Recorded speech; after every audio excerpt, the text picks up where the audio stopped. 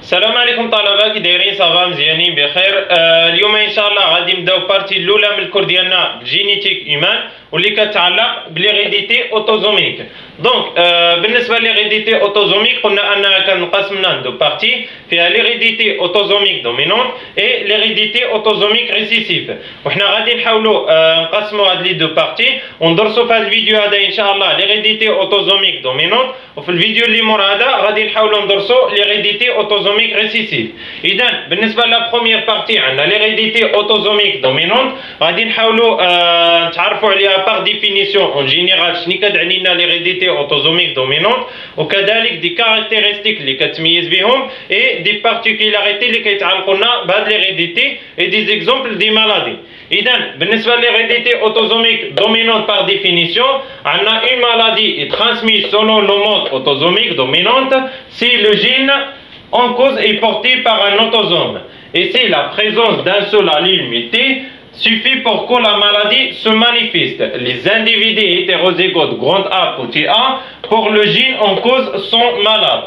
اذا شنو كتعني لنا ليغيديتي اوتوزوميك؟ هي ديك المالادي اللي غادي ندرسوه غادي يكون عنده واحد المود دو ترانسميسيون اوتوزوميك، يعني غادي ينتقل لنا ديك الجين اللي غادي يكون حامل ديك المرض غادي يكون بورتي باغ ان اوتوزوم، يعني غادي يكون محمول على دي جين با سكسيل، يعني صبغيات غير مرتبطه بالجنس. اذا قلنا اول حاجه كيكون عنده واحد المود اوتوزوميك دو ترانسميسيون اي لو جين en cause est porté par un autosome. Dès que les gènes les radicaux hamel le marad radicaux portés par un autosome et c'est la présence d'un seul allèle muté suffit pour que la maladie se manifeste. وهنا غادي نعتبروا واحد الاليل من ديك لي دو اليل هو اللي ميتي، غادي نعتبروا ديك لي دو اليل اللي غادي ينتقلوا لنا واحد فيهم هو اللي حامل المرض. Et les individus hétérozygotes grand A petit A pour le gène en cause sont malades. ملي غادي نعتبروا يعني ديك واحد الاليل هو اللي حامل مرض غادي يعطينا واحد الانديفيديا ولا دي زانديفيدي هيتيروزيغوت غادي يكون عندهم grand A et petit A، يعني واحد الاليل grand A هو الريسبونسابل على المرض et petit A الاليل نورمال. إذا هنا عندنا واحد الغومارك، عندنا اشاك كروس لو ريسك كو لونفو سوا مالاد اي دو 50%، يعني كل ما زدنا واحد الانفو الريسك او البروبابيليتي انه يكون مرض مالادي هو ان 50%، 50% 50% ان يكون ديك الانفو مالاد. اي باغ ارب جينيالوجيك عندنا ان نوم مالاد هيتيروزيغوت اي ان فيم نورمال، عطاونا دي زونفو مالاد اي دي زونفو نورمال. هنا بالنسبه باش تحدد انك في المالادي اوتوزوميك دومينونت كتشوف لي بارون عندنا لان دي بارون او لي دو بارون سون مالاد عطاونا دي زونفو مالاد. هنا كتقول باللي هذا المود هذا ايتان مود اوتوزوميك دومينونت، حيت هنا عندنا بالنسبه لهذا الام هذا عنده غروند ا بوتي ا، هذه يعني سان صحيحه عندها بوتي ا بوتي ا، حيت اذا كان فيها يعني الاليل مالادي يعني غروند ا خاصها اوبليغاتوار خاصها تكون مالاد، لهذا هي كتبان يعني سا يعني في الجينوتيب ديالها غادي تكون بوتي ا بوتي ا. مي هنا لا، هاد الام هيتيروزيغوت. علاش درنا له غروند ا بوتي ا؟ حيت عطانا دي زونفو مالاد اي دي زونفو سان، حيت هنا هاد الام هادي كتعطي ان تيب داليل اللي هو بوتي ا، مي بالنسبه للاب كيعطي دو تيب داليل، غادي يعطينا لاليل اللي مسؤول على المالادي غروند ا اي لاليل بوتي ا لي سان، لهذا عطاونا دي تيب دي زونفو مالاد اي دي تيب دي زونفو سان. دونك هذه بالنسبه يعني ديفينيسيون واحد المالادي اوتوزوميك دومينونت او ليغيديتي اوتوزوميك دومينونت. ودابا ندوزو نشوفو لي كاركتيرستيك اللي كيتعلقوا بها. عندنا دي كاركتيرستيك. بروميير كاركتيرستيك il y a autant de filles que de garçons atteints، يعني بالنسبه لي فيل اي دي كارسون عندهم مين بيرسونتاج انهم يتصابوا، يعني البروبابيليتي او النسبه اللي تقدر تصاب بها البنت هي نفسها النسبه اللي يقدر يتصاب بها الابن، لهذا ما كيكونش ما بيناتهم واحد الاختلاف في النسب، حيت هنا كندرسوا يعني دي زاليل اوتوزوميك، يعني دي مورثات غير جنسيين، وكيكونوا عند لا ميم عند الكارسون اي لا ميم عند الفيل، يعني نفسهم، لهذا كيكون عندهم نفس البيرسونتاج انهم يتصابوا بجوج بيهم. Et la deuxième caractéristique, une personne malade a un de ses deux parents atteint. عندنا واحد البيرسون مالاد او لا واحد الابن ولا واحد البنت مالاد كيكون عندهم واحد الاب او لا لي دو بارون اتان. هذه يعني اوبليغاتوار. اذا كان عندك واحد الابن مالاد في الاوتوزوميك دومينون راه اوبليغاتوار خاص يكون واحد من الاباء او لا لي دو بارون اتان او لا مالاد. Et troisième caractéristique, une personne malade a un risque de 50% de transmettre la maladie. عندنا واحد البيرسون مالاد الريسك انه يترانسميت او لا ينقلنا ديك المالادي هو 50%. باغ اكزومبل اذا كان عندنا هذا البيرسون هذا عنده غروند ابوتي انه مريض وباغي يماري مع واحد اوتر بيرسون غادي يتزوج وغادي يعطينا واحد الخلف، النسبه انه ينقلنا ديك المرض ديك الخلف هو 50%. علاش؟ حيت غادي يعطي واحد الاليل سان واحد الاليل مالاد، يعني اللي غادي المغي ديالو اللي غادي يتزوج بها غادي تكون سان، غادي تعطي ان سول مالاد اللي هو سان، وهذا غادي يعطينا دو تيب داليل. لهذا غادي يكون الاحتمال ان ديك الانفون اللي غادي ينجبوه غادي يكون احتمال انه يكون مصاب 50%. لهذا كنقولوا une personne malade a un risque de 50% de transmettre la maladie. Et le quatrième caractéristique, le risque que l'enfant soit malade est de 50%. هذه نفسها كتعاود، يعني الريسك باش يكون ديك الابن اللي غادي ينجبوه انه مالاد هو 50%. Et هنا واحد الغومارك ils sont saut de génération، يعني في l'arbre généalogique ديالنا ما كتكونش عندنا saut de génération. بحال مثلا غادي نلقاو هنا هذا باغ اكزومبل هادو عطاونا دي بارون مالاد، عندنا هنا عطاونا دي زونفون مالاد اي دو زونفون سان. هذا غادي يتزوج مثلا غادي يتزوج وغادي يعطينا دي زونفون سان اي دو زونفون مالاد. هنا اذا عطانا هذا البيرسون هذا عطانا دي زونفون سان اي دو زونفون مالاد كتعتبر صوت دو جينيراسيون. مي حنا في الكادر الاوتوزوميك دومينون عندنا صوت دو جينيراسيون، يعني ما كايناش هذه القضيه هذه، يعني كتعتبر خطا. لهذا قلنا صوت دو جينيراسيون. اذا هذه هما لي كاركتيرستيك اللي كيتميز بهم ليريديتي اوتوزوميك دومينونت. ودابا ندوزو نشوفوا لي بارتيكولاريتي اللي كيتعلقوا لنا بهذا ليريديتي. إذا دابا غادي نتعرفوا على لي بارتيكولاريتي اللي كيتعلقوا لنا بليريديتي اوتوزوميك دومينون. دونك بالنسبه للبارتيكولاريتي دو دومينونس عندنا لا بروميير بارتيكولاريتي اي بينيترونس انكومبليت. يعني شنو كتعني لنا هاد بينيترونس انكومبليت؟ بار ديفينيسيون عندنا ان جين دومينونت مانيفيست chez le porteur hétérozygote. Dans certaines conditions, un porteur sur deux gènes peut ne pas manifester la maladie en question. On dit qu'il y a au saut de génération au cours la pénétrance de la maladie est incomplète. بمعنى ان هاد البينيترونس انكومبليت شنو كيعنيونا بها؟ هي ملي كيكون عندنا واحد الجين دومينونت سو مانيفيست شي لو بورتور هيتيروزيغوت. كتدرس خاصه على دي هيتيروزيغوت دي بيرسون هيتيروزيغوت دون سيغتان كونديسيون. في بعض العوامل كتوقع لنا واحد الظاهره واللي هي كيكون عندنا ان بورتور سور دو جين بور نو با مانيفيستي لا مالادي اون كيستيون. يعني عندنا واحد البيرسون كيكون مريض اساسا، يعني عنده غروند ا بوتي ا باغ اكزومبل، عنده المالادي دومينونت مي مانيفيستي لا مالادي ما كيتبانش ديك المالادي عليه، كيتبان ليك سان كيتبان صحيح، مي في الديسكوندونس ديالو ملي كيعطيك واحد الجينيراسيون دي زونفون كيعطيهم مرضين. لهذا كنقولوا هنا وقع عندنا واحد الظاهره اللي كتسمى صوت دو جينيراسيون. il y a au saut de génération او لا كنسميو لا بينيترونس دو لا مالادي اي انكومبليت. هنا قلنا مثلا اللي كيكون عندنا واحد لون عنده غروند ا بوتي ا، يعني عنده المالادي دومينونت اي غادي يتزوجنا بواحد البنت يعني سان صحيحه، غادي يعطيونا واحد جينيراسيون دي زونفون، غادي يعطيونا دي زونفون مالادي دي زونفون سان باغ اكزومبل. هنا كتستنتج باللي ديك الاب راه حامل المرض، يعني المرضي يعني عنده ديك المرضي، مي وقعت له واحد بينيترونس انكومبليت، واحد الصوت دو جينيراسيون اللي خلات ديك المرضي مانيفيستي انه ما يتبانش. هنا كنسميو هذا البينيترونس دو لا مالادي اي انكومبليت، اولا كنقولوا وقعتنا واحد الصوت دو جينيراسيون.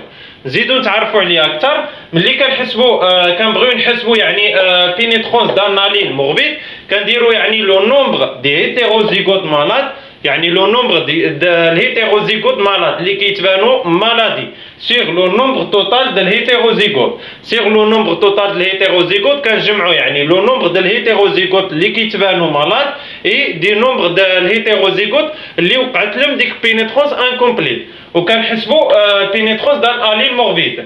دونك عندنا ان بينيترونس انكومبليت اكزومبل ار ايت ايكال 90%، مثلا خرجتنا بينيترونس انكومبليت كتساوي لنا 90%، غادي نقولوا سينيفي كو 10% دي بيرسون هيتيروزيغوت غروند ا بوتي ا n'exprimons pas la maladie mais pouvons la transmettre. يعني ملي كيكون عندنا واحد البينيتروس وقعتنا بواحد النسبه 10%، يعني ملي كنلقى ار ديالي سوات لي 90، يعني ديك النسبه 10% ديال لي بيرسون هيتيروزيغوت، لي بيرسون هيتيروزيغوت غروند ا بوتي ا غادي يوقع لهم بينيترونس انكومبليت. وشني غادي يوقع لهم؟ غادي نيسيكسبريمون با لا مالادي، يعني ما غاديش يبينوا ديك المالادي اللي فيهم، غادي تبانوا سا مي هما حاملين ديك المالادي دومينونت مي بوفون لا ترانسميتر وكينقلوا لنا ديك المالادي. واخا هما كيتبانوا ليكسان وراهم حاملين ديك المالادي، مي الجينيراسيون اللي غادي يعطيوك ديك لي زونفو اللي غادي يعطيوك غادي يعطيو دي زونفو مالادي، يعني غادي ينقلوا لهم ديك المالادي. هذه هي بينيترونس بارتيكولاريتي دو بينيترونس انكومبليت. و لي كوز او الاسباب اللي كيؤديو ليها عندنا 4 كوز. مثلا عندنا جين موربيد، كيكون عندنا واحد جين موديفيونت، واحد الجين موديفياتور شني كيدير؟ كيشدنا ديك لي جين موربيد كيشونجيه كيشونجي له ديك الفونكسيون ديالو اللي كيخلاه انه ما يبينش ديك فونكسيون او ديك الصفه ديال المرض كيبينها سان. هذا كتسمى جين موديفياتور. اي بالنسبه للكوز الثاني كيكون عندنا جين ايبيستاتيك. بالنسبه لدي جين ايبيستاتيك كنا ديجا قريناهم، كيديروا لنا باغ اكزومبل عندنا واحد الجين بوتي ا عنده ايبيستازي، وواحد الجين غروند ا حامل ديك المالادي. ديك الجين ايبيستازي كيغطي ديك الفونكسيون ديال الجين موربيد وما كيخليش يبين ديك المالادي ديالو. اي الكوز الثالث عندنا جين سوبرسور. بالنسبه للجين سوبريسور كيديروا لنا واحد الميتاسيون دو سوبريمي دو لا فونكسيون موربيد، يعني كيسوبريمي لنا ديك الفونكسيون موربيد، مي دي جين موربيد كيبقاو وكينتقلوا لنا حتى الديسكوندونس اللي من بعد. هذه يعني هما دي كوز اللي كيسبوا لنا يعني في بارتيكولاريتي او لا بينيترونس انكومبليت. وكاين حتى الفاكتور دو لونفيرونمون يقدر يؤدي لهذا بينيترونس انكومبليت. دونك هذا يعني كديفينيسيون على بينيترونس انكومبليت وشني كتعني اي لي كوز اللي كيسبوا فيها. ودابا ندوزو ندرسو واحد دو اكزومبل دي مالادي دو بينيترونس انكومبليت. إذا بالنسبة لي دو اكزومبل دو مالادي اللي كيتعلقوا لنا بالبينيترونس انكومبليت، عندنا بروميير اكزومبل ريتينوبلاستوم اي دوزيام اكزومبل مالادي دو هانتينغتون. هادو لي دو مالادي اللي كتوقع لهم بينيترونس انكومبليت. إذا بالنسبة لا بروميير اكزومبل عندنا ريتينوبلاستوم، هو واحد تيمور امبريونير دو لا ريتين عنده علاقة بالعينين. Il s'agit d'une maladie autosomique dominante dont la pénétrance est de 90%. كتوقع له واحد البينيترونس د 90%، بمعنى ان ديك بيرسونتاج اللي بقات 10% هو دي زانديفيدي هيتيروزيغوت اللي غادي توقع لهم بينيترونس انكومبليت. Et sur l'arbre généalogique par exemple عندنا deux parents, premier parent sain et deuxième parent malade dont des enfants malades. لهذا غادي نستنتج بلي هاد المالادي هو واحد المالادي اوتوزوميك دومينونت. علاش؟ حيت تبان لي في بروميير جينيراسيون وعطاني الخلف ديالو، يعني في الدوزيام جينيراسيون عطاني دي زونفون مالاد. لهذا كنقول بلي هاد المالادي هذا ايتال مالادي اوتوزوميك دومينونت. وحاجه اخرى بالنسبه للدوزيام جينيراسيون كنلاحظ باللي عندي لانديفيدي دو 4 marié avec l'individu de 5 dont des enfants malades et des enfants sains. دونك هنا خصني نعرف ديك لونفو يعني 3 4 منين جاب لي ديك المالادي. بالنسبه للانديفيدي دو 5 واحد الانديفيدي سا، علاش؟ حيت جالي من واحد البوبيلاسيون اللي ما معروفاش وما كنعرف على حتى شي معلومه، لهذا كنعتبرو سا وكنعطيه بوتي ا. اذا هنا مادام عندي لا مير سا دونك خاصني نعرف هذا لو فيل هادي 3 4 منين جابت المالادي ديالها. غادي تكون جابتو من الاب، علاش؟ حيت بالنسبه للام صحيحه. اذا بالنسبه للاب خاصو يكون نورمالمون غروند ا بوتي ا، خاصو يكون عنده واحد الفينوتيب غروند ا بوتي ا اللي هو مالاد، خاصو يتبنى مالاد. وعلاش هنا ما تبناش مالاد؟ حيت وقعت له واحد البينيترونس انكومبليت، يعني الصوت دو جينيراسيون. وشني الدور البينيترونس انكومبليت؟ قلنا هو كيحجبنا ديك الفونكسيون موربيد، يعني كيحجبنا ديك المالادي. مي لانديفيدي كيبقى كيترانسميت لا مالادي بار لا جينيراسيون، يعني واخا كيتبان ليك هو سان يعني ما مريضش، مي عنده القدره انه ينقل ديك المالادي من الجينيراسيون ديالو او للابناء ديالو. لهذا بالنسبه لهذا لانديفيدي دو 4 هو واحد لانديفيدي وقعت له واحد البينيترونس انكومبليت، وفي الجينيراسيون ديالو عطانا دي زانديفيدي مالاد اي دي زانديفيدي سان. بمعنى ان هاد البنت هادي غادي تجيب لنا واحد الاليل مالاد من عند الاب وواحد الاليل سان من عند الام، غادي يكون عندها هيتيروزيغوت غروند ا بوتي ا. مي بالنسبه لهادي غادي تجيب الاليل اللي سان هو بوتي ا، والاليل اللي سان من عند الام كذلك بوتي ا. على هادشي بانتنا صحيحه.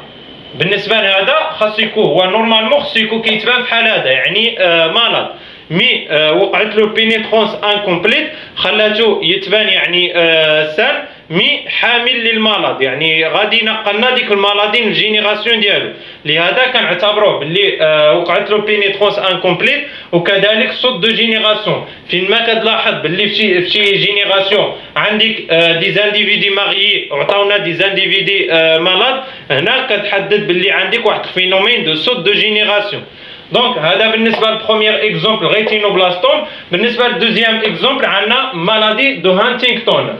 La pénétrance dépend de l'âge des hétérozygotes. بالنسبة للمالادي دو هانتينغتون كتكون عنده البينيترونس متعلقة بلاج. كيكون عندنا الا نيسونس لا بينيترونس اونيل، يعني عند الولادة كيكون لانديفيدي يعني سا يعني صحيح ما فيه حتى شي مالادي. مي إلي دو 50% انفيرون ا 41 ملي كيوصل لواحد 60 40 سنة كيبدا كيتبان عليه ديك المالادي بنسبة 50%. اي توتال 70 سنه، يعني ملي كيوصل لواحد لاج 70 سنه كيكون المالادي يعني تبان عليه يعني تبان عليه مالادي نيشان. بالنسبه لا ميتاسيون كونسيست اون اون اكسبانسيون انورمال دين ريبيتيسيون دو تريبل سي اش جي. بالنسبه لهاد المالادي قلنا عنده علاقه بالاش، والسبب ديالو هو واحد الريبيتيسيون دو نيكليوتيدات سي اش جي. كل ما يعني طلع الريبيتيسيون ديالو كثر كيبان هاد المالادي هذا. بحال مثلا عندنا واحد الجين 5 بريم 3 بريم متعلق دي ريبيتيسيون سي ا جي. ملي كيكون عندنا لي ريبيتيسيون واصله حتى 11 كيكون هنا نورمال، يعني لانديفيدي عادي ما مريضش. مي ملي كدوصلنا الريبيتيسيون حتى 36 هنا كيبداو كيتبانوا لي سيمبتوم او الاعراض ديال المالادي. اي ملي كدوصلنا الريبيتيسيون 121 ديك لي جين سي ا جي كيتعاودنا 121 مره، هنا كيكون صافي يعني المالادي وصلنا للحد ديالو وغادي يتبان على الانديفيدي. هذا بالنسبه للمالادي دو هانتينغتون. و باغ اكزومبل يعني المالادي دو هانتينغتون بحال ديك كنقولوا يعني ديك الشعر كيطيح. مثلا الانديفيدي في الا نيسونس كيكون عنده يعني الشعر ديالو يعني كامل عادي، ملي كيوصل لواحد 60 40 سنه كيبان عليه واحد النص يعني كيطيح له الشعر. ملي كيوصل ل 70 سنه كيكون يعني تقريبا الشعر كامل طاح له. بعض لي زانديفيدي. هذا كاكزومبل. مي كاين دي مالادي وحدين اخرين كيتعلقوا لنا يعني بالسكس، يعني كاينين يعني المال كيتبان عليه الفوميل ما كيتبانش عليه. هادو يعني دي مالادي اللي كيكونوا عندهم علاقه ببينيترونس انكومبليت. دونك هادو هما دي زيكزومبل بالنسبه لبينيترونس انكومبليت، وهيدا كيتبانوا لنا يعني في لارب جينيالوجيك. ودابا ندوزو تيب ثاني دو بارتيكولاريتي دو دومينوس. دونك بالنسبه لا دوزيام تيب دو بارتيكولاريتي دو دومينوس عندنا ليكسبريسيفيتي فاريابل. شنو كتعني لنا هاد l'expressivité variable par définition? Dans une même famille, des personnes ayant hérité de la même mutation pourront parfois présenter des symptômes cliniques différents, touchant éventuellement des organes ou des tissus différents. بمعنى أن كيكون عندنا في واحد الفاميل دي بيرسون ayant hérité de la même mutation، يعني كيتصابوا لنا بنفس الطفرة، وديك الطفرة كتعطينا دي سيمبتوم كلينيك ديفيرون، كتعطينا أعراض مختلفين، وكذلك touchant éventuellement des organes ou des tissus différents، كتقيسنا des organes et des tissus différents. بحال مثلا غادي نعطيك واحد الفاميل فيها دي بيرسون مصابين بلا ميم ميتاسيون، يعني هيريتي على ميم ميتاسيون، عندهم نفس الطفره. ديك الطفره كتعطيهم اعراض مختلفين، وكذلك كتوشي لهم دي زورغان اي دي تيسي مختلفين. باغ اكزومبل عندنا تقدر تصيبنا لا بو دو بروميير بيرسون، دوزيام بيرسون تقدر تصيب له مثلا الكور ديالو، تروازيام بيرسون تقدر تصيب له لي زيو ديالو، نديرو كاتريام بيرسون تقدر تصيب له هاد لي تروا اورغان مع بعضهم. هذه هي اكسبريسيفيتي فاريابل، واللي قلنا عليها كتكون عندنا دي بيرسون ايو هيريتي دو لا ميم ميتاسيون كيكونوا مصابين بنفس الميتاسيون اي بريزونتي دي سيمبتوم كلينيك ديفيرون كتعطيهم اعراض مختلفين اي توشون ايفونتيولمون دي زورغان اي دي تيسي ديفيرون، كتقدر تادي لنا دي زورغان اي دي تيسي ديفيرون. دونك خاصيه واحده اخرى عندنا لا بينيترونس انكومبليت est une forme possible de l'expressivité variable sauter une génération. بالنسبة للبينيترونس انكومبليت اي ليكسبريسيفيتي فاريابل كذلك كتجمع ما بيناتهم واحد الخاصية اللي هي صوتي دو جينيراسيون، صوت دو جينيراسيون، يعني حتى ليكسبريسيفيتي فاريابل ممكن اننا نجبروا فيها صوت دو جينيراسيون. لهذا قلنا هنا لا بينيترونس انكومبليت est une forme possible de l'expressivité variable. والفرق اللي كيكون بيناتهم بالنسبه للبينيترونس انكومبليت كدرسنا واحد الانومالي، يعني كيعطينا سيمبتوم ديالو عنده علاقه بلي سيمبتوم ديالو كذلك يقدر يصيبنا واحد الاورغان. مي بالنسبه ليكسبريسيفيتي فاريابل قلنا عليها ان كتكون ناتجه عن واحد الميتاسيون اللي تقدر تعطينا بزاف د الاعراض وكذلك تصيبنا بزاف لي زورغان اي لي تيسي. هذا يعني هو الفرق بيناتهم. مي صوت دو جينيراسيون ممكن توقعنا هنا وممكن توقعنا حتى في بينيترونس انكومبليت. باغ اكزومبل عندنا بروميير اكزومبل نوروفيبروماتوز اي دوزيام اكزومبل لو سيندروم دو مارفان. هادو دو مالادي اللي كيوقعوا لهم الاكسبريسيفيتي فاريابل. بالنسبه للبروميير اكزومبل نوروفيبروماتوز كيتوشينا تاش كوتي كافي او ليت tumeur de la peau et des nerfs et squelettes. هاد 4 organes كيتوشيهم ان مالادي، يعني هاد المالادي هذا نوروفيبروماتوز ممكن يتوشينا 4 لي زورغان وكيعطينا دي سيمبتوم ديفيرون. باغ اكزومبل في لارب جينيالوجيك عندنا لي دو بيرسون المال اي فوميل ماريي اي دون دي زونفون مالاد. هنا كنقولوا يعني باللي المالادي اوتوزوميك دومينونت. مي غادي نلاحظوا هنا عندنا دي كولور ديفيرون. هنا عطينا الكل اورغان عطينا الكولور ديالو، يعني طاش كوتاني كافي اوليت روج، يعني هذا توشنا هذا الاورغان هذا الفير تيمور دو لا بو اي بلو دي نيرف اي هذا سكوليت. هنا بالنسبه لهاد البيرسون هذا يعني لو بير لو غروند بير يعني مالادي ديفيرونت اورغان، يعني عنده ديك المالادي محمول على هاد 4 لي زورغان، يعني تأدى في هاد 4 لي زورغان. عطانا واحد ديسكوندونس، عطانا دي زونفو يعني سان اي دي زونفون توشي بار سيت اورغان. بالنسبه اذا لاحظنا هنا غادي نلاحظوا هاد الفيل هادي توشي ا دو اورغان، يعني مقيوسه في 2 اورغان. عندنا دي نيرف اي دي سكوليت. لهذا قلنا هاد المالادي هذا اكسبريسيفيتي فاريابل كتوشينا يعني لي ديفيرونت اورغان اي دي ديفيرونت تيسي، يعني يا اما غادي توشي ليك هاد اربعه لي زورغان كاملين، يا اما غادي توشي ليك ان اورغان. باغ اكزومبل عندنا هاد انديفيدي هذا توشلنا غير دي زورغان دي نيرف اللي عندهم علاقه بلي نيرف، اي مثلا عندنا هذا البيرسون هذا كذلك توشلنا غير دو زورغان دي نيرف. عندنا هاد الفيل هادي توشي ا دو اورغان يعني تيمور دو لا بو اي تاشي كوتانيك في وليد. هنا بالنسبه ليكسبريسيفيتي فاريابل يعني عامه قلنا انها يا اما غادي توشي ليك لي 4 اورغان هادو باربعه بالنسبه لهاد المرضي هذا، او لا غادي توشي ليك مثلا جوج ولا مثلا واحد الاورغان على حساب كل اورغان وشني كتوشي له هاد المرضي هذا. إذا هذا بالنسبة لا بروميير اكزومبل. دوزيام اكزومبل لو syndrome de Marfan. Le syndrome de Marfan, c'est une maladie touchée du tissu conjonctif, notamment du squelette et du corps et des yeux. كما كتلاحظوا le syndrome de Marfan qui touche des organes et des tissus différents, qui touche les tissus conjonctifs et des squelettes et des corps et des yeux، يعني أربعة لي زورغان. اي في لارب جينيولوجيك كتبقى يعني لا ميم لارب جينيولوجيك بالنسبه لهاد المالادي هذا، يعني يقدر يتوشينا هاد اربعه لي زورغان مع بعضهم، يقدر يتوشينا ان اورغان دو اورغان اي تروا اورغان على حساب كل بيرسون وشني غادي يتوشيلو. هذه هي اكسبريسيفيتي فاريابل وهذا هو التعريف ديالها وهذا هو يعني لوبجيكتيف ديالها. دونك دابا ندوزو تروازيام بارتيكولاريتي دو لا دومينونس. ودابا غادي نتعرفوا على لو تروازيام بارتيكولاريتي دو لا دومينونس واللي هي ميتاسيون ريسونت. شنو كتعني لنا هاد الميتاسيون ريسونت؟ باغ ديفينيسيون il arrive qu'un sujet malade naisse de deux parents sains et non porteurs de la mutation. Ce phénomène est expliqué par l'apparition de la limité dans l'un des gamètes parentaux. Il s'agit d'une mutation de nouveau union mutation. بمعنى ان في الميتاسيون ريسونت كيكون عندنا واحد السوجي مالاد او لا واحد البيرسون مالاد اللي كيكون عنده دو بارون سان اي نو بورتور دو لا ميتاسيون. يعني في لارب جينيولوجيك ديالك غادي تلقى عندك دو بارون سان اللي ما كيحملوا لنا حتى شي مالادي اي نو بورتور دو لا ميتاسيون، ما كتكون فيهم حتى شي ميتاسيون وكيعطيونا واحد الخلف او لا واحد الانديفيدي اللي مالاد.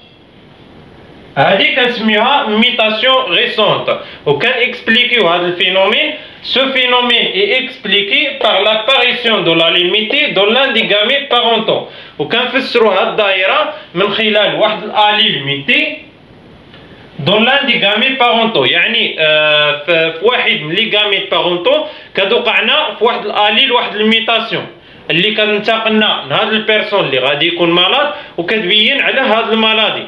لهذا كيكون عندنا انطلاقا من دو بارون سا اي نو بورتور دو ميتاسيون كيعطيونا واحد الخلف او لا واحد الانديفيدي اللي هو مرضي. باغ اكزومبل عندنا المرضي اكزومبل اشوندروبلاسي. في l'achondroplastie l'arbre généalogique ديالو كتكون عندنا توت لي زانديفيدي او لا توت لي بيرسون اي سان. مي ملي كدوصلنا هنا كتلاحظ باللي هذا الانديفيدي هذا مالاد وعطانا دي زونفو مالاد. هنا يعني شنو السبب ديالو او لا شنو النتيجه اللي جعلت هذا الانديفيدي مالاد؟ هي واحد ليميتاسيون ريسونت اللي وقعتنا على واحد الاليل دان دي غاميت بارونتو. لهذا كتلاحظ باللي عندك هنا دو بارون سان اي نو بورتور دي ميتاسيون يعني صحاحين وما كيحملوا لنا حتى شي ميتاسيون وعطاونا دي زونفو سان اي هاد اونفو هذا عطاونا فيه واحد الميتاسيون اللي جعلت واحد المالادي يبان عليه. هاد الميتاسيون يعني منين جات؟ من واحد الغاميت بارونتو اللي انتقلنا من هاد الانديفيدي هذا واللي جعل ديك المالادي تبان عليه وعطانا دي زونفو مالاد. هذه هي الميتاسيون ريسونت او يعني ليكسبليكاسيون ديالها منين كتجينا. ودابا ندوزو يعني نشوفوا لو كاتريام بارتيكولاريتي. اذا بالنسبه لو كاتريام بارتيكولاريتي واللي هي موزايك جيرمينال واللي كتعني est défini par la présence d'une double population de cellules germinales, certaines étant porteuses d'une mutation, d'autres étant sauvages. Et par définition, le parent porteur d'une mutation germinale ou mosaïque peut la transmettre à sa descendance. بمعنى ان في الموزايك جيرمينال كيكون عندنا دو بوبيلاسيون دي سيليل. واحد البوبيلاسيون اللي كتكون حامله لنا واحد الميتاسيون واحد الطفره، وواحد البوبيلاسيون اللي كتكون سوفاج اللي عاديه. باغ اكزومبل عندنا واحد تيسي اللي فيه دي سيليل ديفيرون، يعني دي سيليل غادي يكونوا ميتي حاملين الميتاسيون، دي سيليل سوفاج نورمال.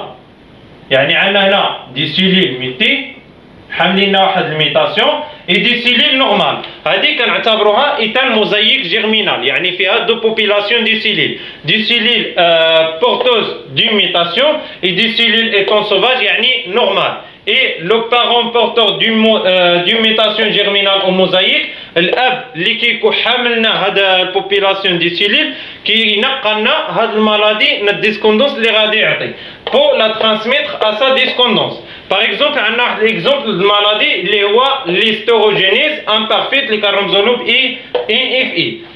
l'arbre généalogique ديالو عندنا واحد انديفيدي اللي كيكون حاملنا ديك دي سيليل او موزايك جيرمينال واللي كيتسمى ان انديفيدي portant d'une mutation a été mosaïque, présence de deux populations de cellules, l'une étant porteuse d'une mutation et l'autre non. يعني ديك الشيء اللي قلنا من قبل ان هاد الانديفيدي هادو كيكون حاملنا دي سيليل اللي كيكونوا حاملين واحد الميتاسيون دي سيليل كيكونوا نورمال، ومن بعد ديسكوندونس اللي كيعطينا واحد المالادي. باغ اكزومبل هنا عندنا هاد لاميغ هادي ماريي افيك سيتون اي دوني دون سيت ديسكوندونس دي زونفون مالاد وناتجين عن طريق هاد الموزايك جيرمينال. هذه هي الموزايك جيرمينال، وهادو يعني التفسير ديالها ولا ديفينيسيون ديالها. ودابا ندوزو cinquième particularité de la dominance. ودابا كنكونوا وصلنا لي دو ديرنيير بارتيكولاريتي دو لا دومينونس واللي هما عندنا لونتيسيباسيون اي باليوتروبي. بالنسبة à l'anticipation par définition, il y a une anticipation contre l'âge d'apparition de la maladie et de plus en plus précoce au cours des générations successives. C'est le cas par exemple de la dystrophie myotonique ou la chorée de Huntington. هادو دو مالادي عندهم علاقة بالانتيسيباسيون. بالنسبة l'anticipation كتكون عندها علاقة بلاج، يعني كل ما كبر كل ما ازداد لاج البيرسون كيزداد المالادي يتبان عليه. باغ اكزومبل بحال مثال عندنا ديال هانتينغتون عنده علاقه بديك الريبيتيسيون ديال سي اش جي. هذيك كل ما ارتفعتنا الريبيتيسيون ديال سي اش جي كيتبان لنا ديك المالادي، مي كيبقى عنده علاقه بالاج. مثلا في النيسونس فعند الولاده ما كيكونش مريض لانديفيدي، يعني كيتبان سا ميم اللي كيوصل لواحد لاج اللي هو مثلا 40 سنه كيتبانوا عليه الاعراض ديك المالادي. ميم اللي كيوصل لواحد الاج باغ اكزومبل 70 سنه كيكون المالادي بان عليه بصفه كليه، يعني صافي كيتعتبر ديك لانديفيدي مالاد.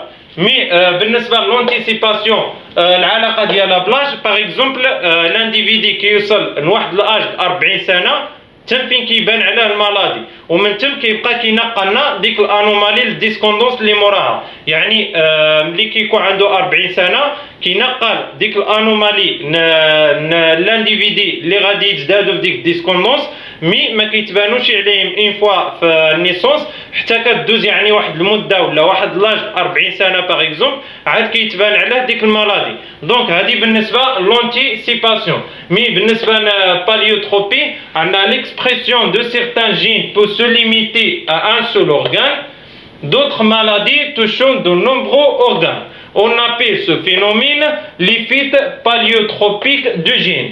هنا بالنسبة للباليوتروبي فيها يعني جوج deux points. عندنا la première point l'expression de certains gènes peut se limiter à un seul organe. يعني التعبير ببعض لي جين، مثلا عندنا 4 لي جين غادي تحدونا في ان سول اورغان، غادي ياديونا واحد الاورغان باغ اكزومبل. اي دوطخ بوين عندنا دوطخ مالادي توشون دو نومبرو اورغان، يعني واحد المالادي توشون دو نومبرو اورغان غادي يادينا بزاف لي زورغان. هادو دو بوان فيها. وهاد الفينومين هادي كنسميوها اون ابيل سو فينومين ليفيت باليوتروبيك دو جين. هذه هي الباليوتروبيك دو جين. اي عندنا ليكزومبل ديالها هو سندروم دو مارفان، واللي كنا ديجا يعني شفنا في الاكزومبل ديالو. هذا هو يعني بالنسبه للباليوتروبي. المهم حد هنا كنكونوا يعني وصلنا لنهايه البارتيكولاريتي دو دومينوس. دابا باقا بارتي وحده اللي غادي نزيدوها مور هذه، واللي هي الميكانيزم دو لا دومينوس، يعني اللي كيأديونا لهاد البارتيكولاريتي.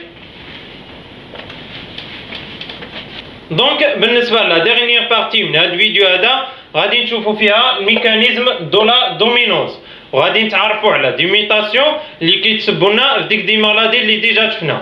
اولا عندنا لا بروميير ميتاسيون اللي هي ميتاسيون بير دو فونكسيون، واللي كتعني سور لا لين نورمال فونكسيون mais la quantité de protéines fournies est insuffisante. بالنسبة لا ميتاسيون بير دو فونكسيون كنكون فاقدين فيها واحد الفونكسيون واللي كتعلقنا بلا لين ميتي. يعني هنا كيكون لا لين نورمال هو بحدو اللي كيأدي لنا الفونكسيون ديالو، مي لا لين ميتي ما كيأديش الفونكسيون ديالو واخا كينتجنا دي بروتين. على هادشي قلنا يعني الميتاسيون بير دو فونكسيون كتكون فاقده واحد الفونكسيون، كيكون سور لا لين نورمال فونكسيون، يعني الاليل نورمال هو اللي كيأدي الفونكسيون ديالو بحدو، مي لا كونتيتي دو بروتين فورني اي انسيفيسون.